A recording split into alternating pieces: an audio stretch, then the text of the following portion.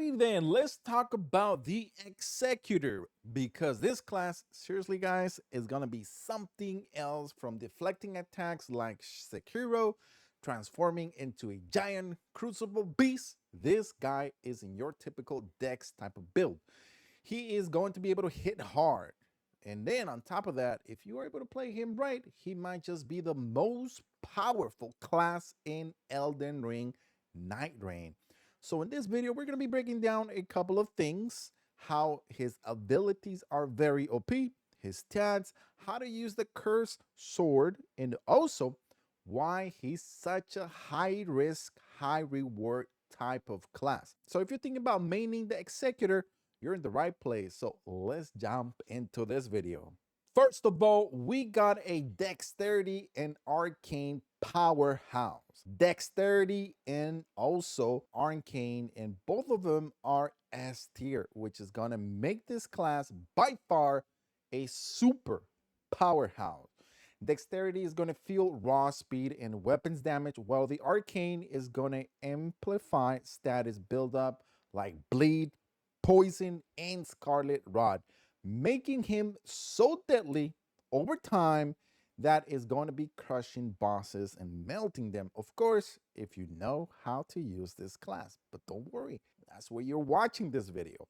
Now we got the cursed sword in that, which is his signature weapon. Guys, if you like this video, I appreciate it if you just take a moment out of your time, hit that like, subscribe to the channel for even more Elden Ring Nightreign.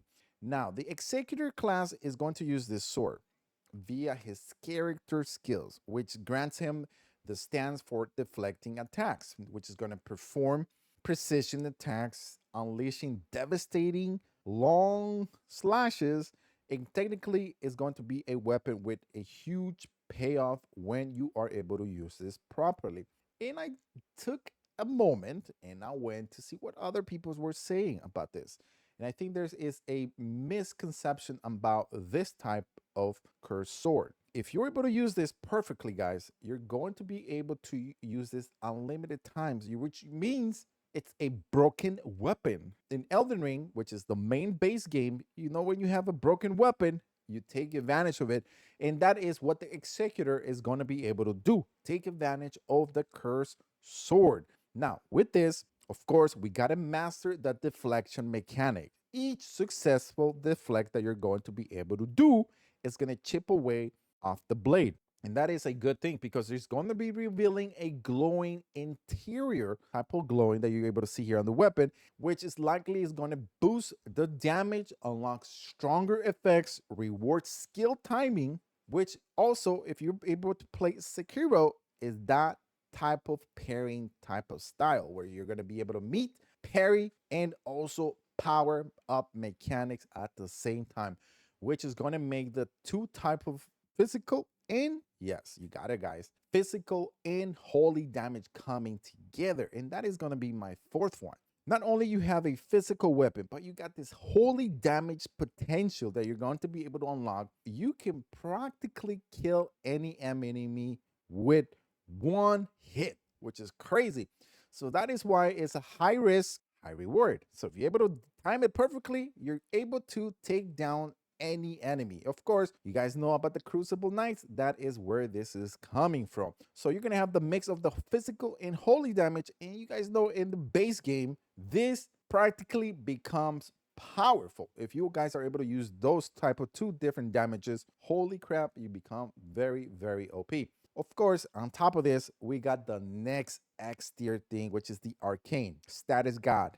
You guys played the base game. It's all about the bleed. It's about the poison, scarlet rot. It just becomes insane. And same thing is being carried over to Nightreign. You're just going to be crushing it here in Nightreign because this is your solo class. This is the class that you're going to be able to take the most advantage if you are playing solo. I don't know, and I don't see it too much as being a team type of class, but maybe if you hang on to the video a little bit longer, you'll know.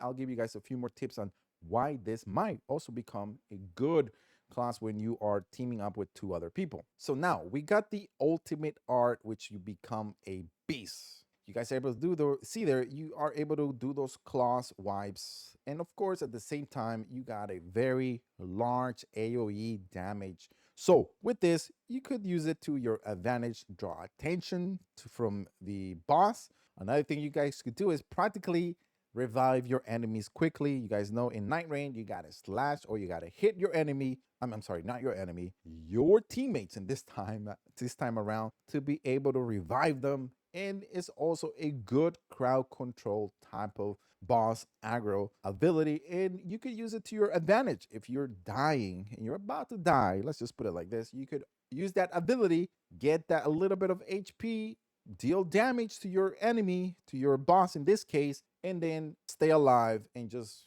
use your flask to be able to get your health back. And then we got the passive ability, which is Tenacity. Guys, this thing here is where you're going to be able to receive a boost while you are recovering from status ailments, okay? And this is to your advantage. So the passive, because you're going to be able to do high risk and high reward at the same time. And if you guys are able to do this over and over, it's a game changer.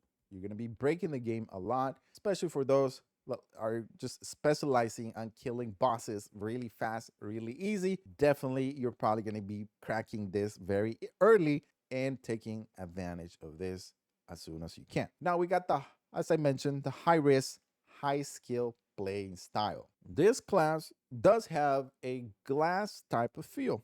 When I say glass type of feel, I mean that you can get killed easily. But of course, you're able to deflect different type of attacks from enemies, ground attacks, and different things like that that are going to help you to your advantage, which are going to be able to just, as an example, if you're in a stance and your weapon breaks, you take advantage of that and you can do that over and over. So that is why you have that high risk, high playing style with this type of character.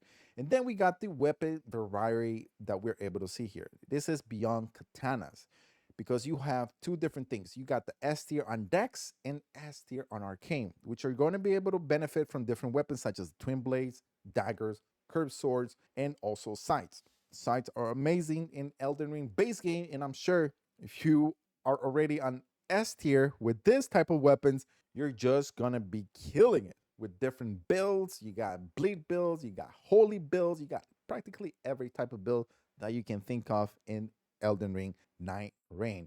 And then we got the devastating skill hands. Yes, that means that if you are a beginner to Elden Ring, and I'm talking about the base game and I'm talking about the Nightreign, this ain't gonna be your class. So stay away from it. Stay away from it. So if you're not that skillful, probably I will consider or probably give you guys options of either the Raider or the Wielder or maybe the Guardian. Those will be your options that you may want to stick with. But if you guys are a masterpiece on just defining how you're going to be able to kill this boss different ways, how easy it becomes, is probably this is going to be the class for you. So there you go, guys. That is 10 things that you guys need to know about this amazing Executor class that by far is going to be the best class in the game if you know how to use this correctly. Hope this video was very informative. If it did, a like is appreciated. Don't forget to subscribe to the channel and we'll see you guys on the next video.